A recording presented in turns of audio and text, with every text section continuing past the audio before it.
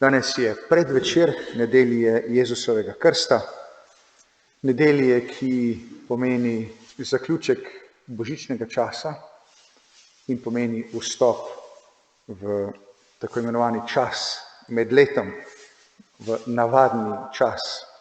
Liturgično ga bomo obeležili tako, da bomo v ponedeljek že maševali v zeleni barvi.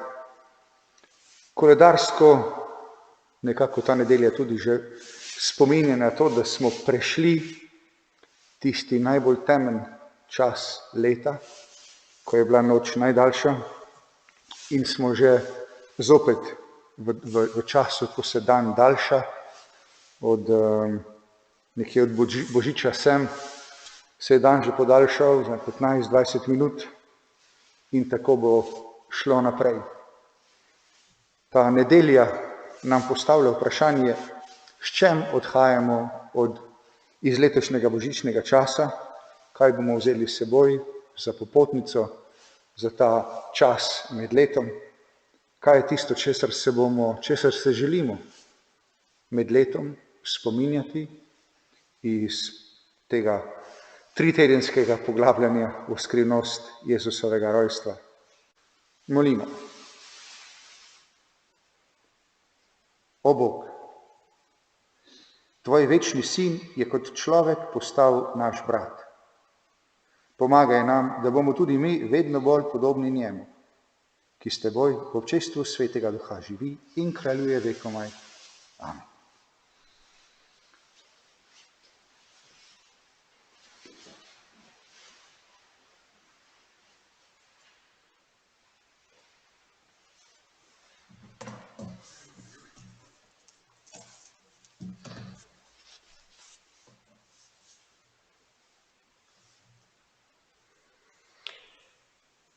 Pridite k vodi, poslušajte in bo živela vaša duša. Berilo iz knjige preroka Izaija. To govori Gospod. O, vsi, ki ste žejni, pridite k vodi. In vi, ki nimate denarja, pridite, kupite in jejte. Pridite, kupite brez denarja, brez plačila vzemite vino in mleko. Zakaj trošite denar za to, kar ni kruh, in svoj zaslužek za to, kar ne nasiti? Poslušajte me in jejte dobro, naj uživa v sočni jedi vaša duša. Nagnite svoje uho in pridite k meni, poslušajte in bo živela vaša duša.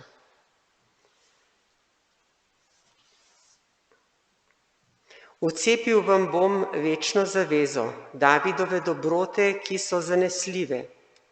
Glej, za pričo narodom sem ga postavil, za voditelja in zapovednika narodom. Glej, narode, ki jih ne poznaš, boš poklical, in narodi, ki te ne poznajo, bodo prihiteli k tebi, zaradi Gospoda tvojega Boga. In zaradi svetega Izraelovega, ki te je poveličal, iščite Gospoda, dokler se pusti najti. Kličite ga, dokler je blizu. Krivični naj zapusti svojo pot in hudobni svoje misli. Vrne naj se k Gospodu, da se ga bo usmilil, k našemu Bogu, ki je velik v odpuščanju, kajti moje misli niso vaše misli in vaša pota niso moja pota, govori Gospod. To je Božja beseda.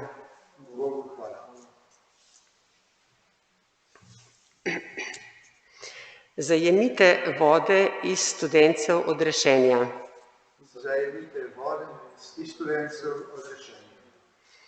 Glej, Bog je moja rešitev, ne bojim se, saj vanj zaupam. Gospod Bog je moja moč in moja pesem, v njem je moja rešitev. Zajemite vode iz studencev odrešenja.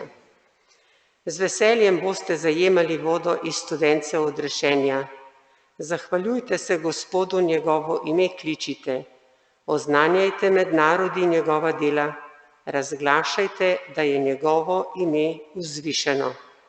Zajemite iz studence odrešenja. Pojte Gospodu, ker je storil velika dela, naj jih razglašajo po vsej zemlji.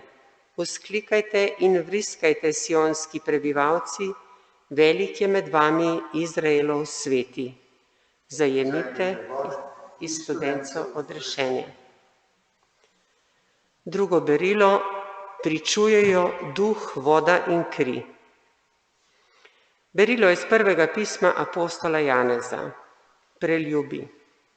Kdor veruje, da je Jezus res Kristus, je rojen iz Boga. In vsak, kdor ljubi roditelja, ljubi tudi tistega, ki je od njega rojen. Da ljubimo Božje otroke, pa spoznamo po tem, če ljubimo Boga in izpolnjujemo njegove zapovedi. Ljubezen do Boga je v tem, da se držimo njegovih zapovedi. In njegove zapovedi niso težke. Vse, kar je rojeno iz Boga, premaga svet. In zmaga, ki premaga svet, je naša vera. Kdo premaga svet, če ne tisti, ki veruje, da je Jezus Božji sin? Jezus Kristus je tisti, ki je prišel z vodo in s krvjo, ne le z vodo, ampak z vodo in krvjo. Duh to pričuje, kajti duh je resnica. Trije namreč pričujejo, duh in voda in kri. In to troje je eno. Če sprejmemo že človeško pričevanje, je Božje pričevanje večje, kajti pričevanje Boga je v tem, da je pričeval za svojega sina. To je Božja beseda. Aleluja. Janez je zagledal Jezusa, da prihaja k njemu in je rekel: Glejte, jagnje Božje, ki odjemlje greh sveta. Aleluja.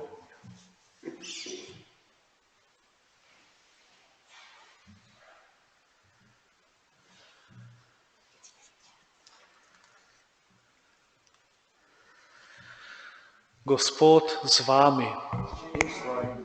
Iz svetega evangelija po Marku.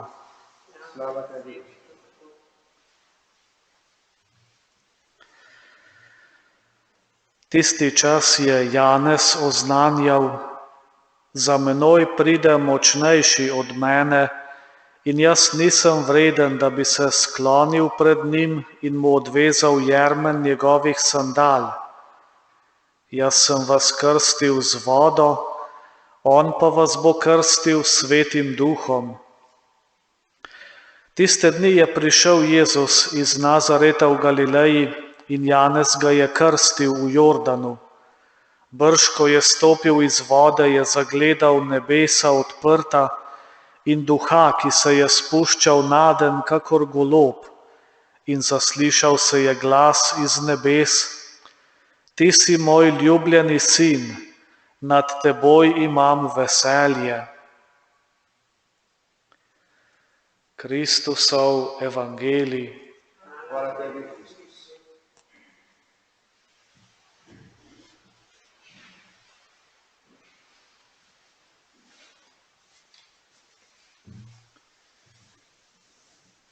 Ena misel v današnji Božji besedi.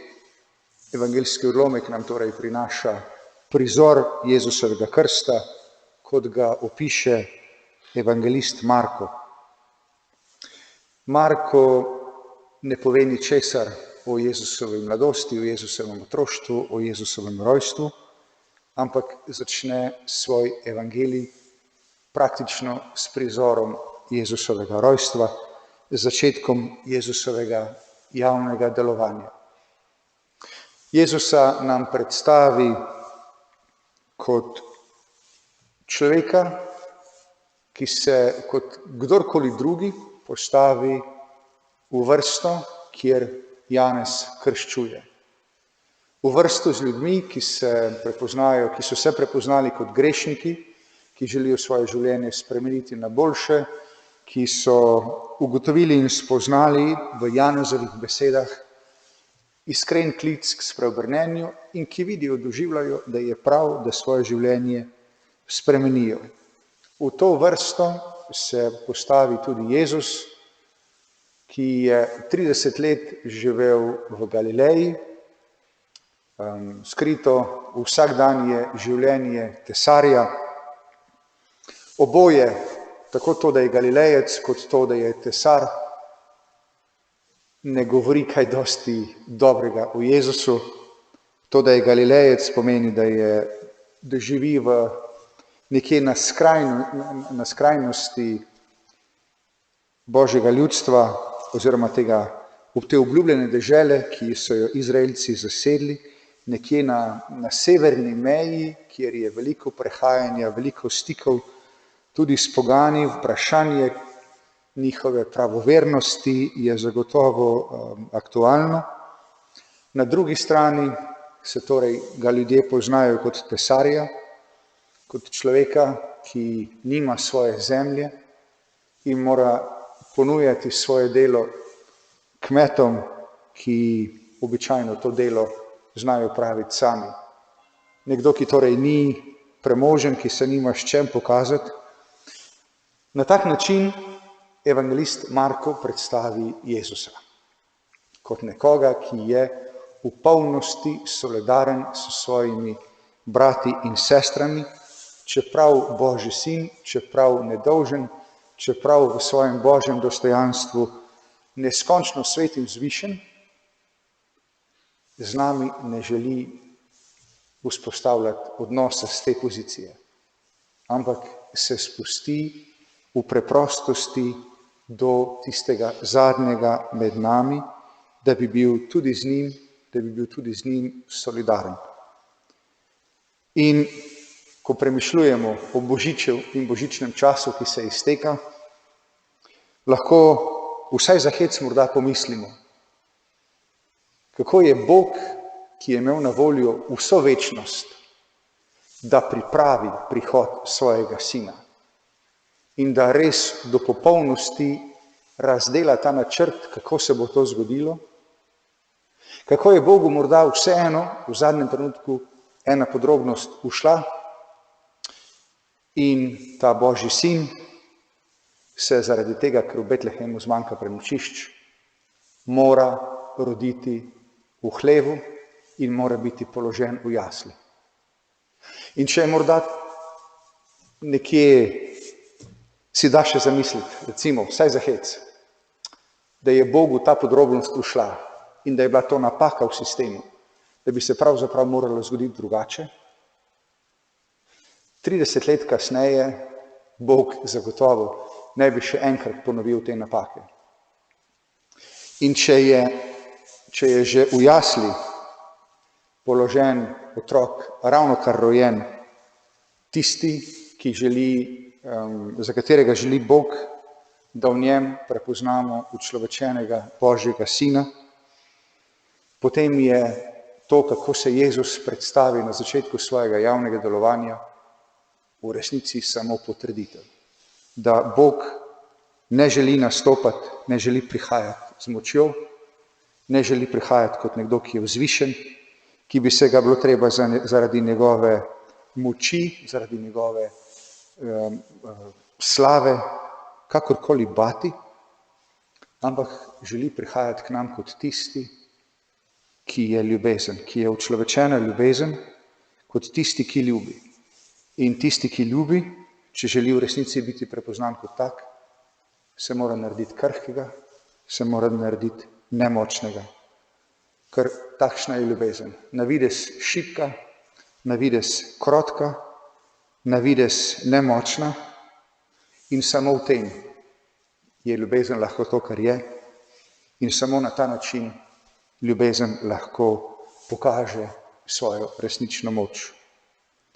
Da bi se torej tudi mi ob tem skritem Jezusu ne pohujševali, ampak da bi ga znali sprejeti, tega nepričakovanega Boga, ki uhaja popolnoma naši domišljiji, našim predstavam, da se ne bi ob tem, kot rečeno, ustavljali, spotikali, ampak da bi znali sprejeti ta Božji načrt, ki je, kot rečeno, drugačen, kot bi si ga predstavljali ljudje, da bi znali počasi tudi sami pri sebi prepoznavati klic, da hodimo za tem Jezusom, ki je majhen, ki je krhek, ki je skrit, ki deluje na prvi pogled nemočen, ampak ki je pripravljen plačati to ceno, zato ker ljubi.